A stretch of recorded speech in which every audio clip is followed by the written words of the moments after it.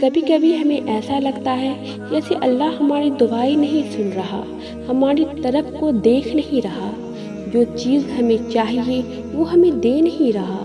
اور ایسا تب لگتا ہے جب ہم بہت تکلیف میں ہوتے ہیں، اتنی تکلیف میں کہ اپنے آنسو کو بھی روک نہیں پاتے، اور دل صبر کرتے کرتے تھک جاتا ہے۔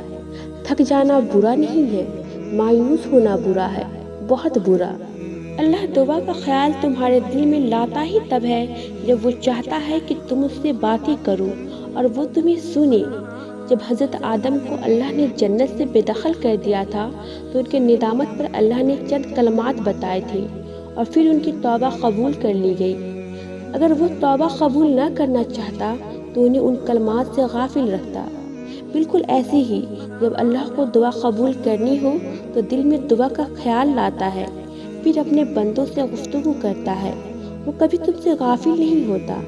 جو درد تم زبان سے کہہ بھی نہیں سکتے وہ تو دل کی سب باتیں جانتا ہے۔ وہ کیسے نہیں جانے گا میرے بندے کو کیا چیز اتنی تکلیف میں رکھتی ہے۔ جب میں اللہ سے دعا مانگتی ہوں تو یہ سوچ کر کہ وہ میرا بادشاہ ہے اور میں اس کی عدمی سے غلام، تو اس کے در پہ اس یقین کے ساتھ آئی ہوں کہ میرا بادشاہ دنیا کے سارے بادشاہوں سے بڑا ہے اور رحیم ہے۔ اس توکل کے ساتھ اس کے سامنے جھولی پھیلاتی ہوں کہ وہ خالی نہیں رکھے گا اسے، یا تو جو مجھے چاہیے اس سے بھر دے گا یا مجھے اپنی چاہت سے نواز دے گا۔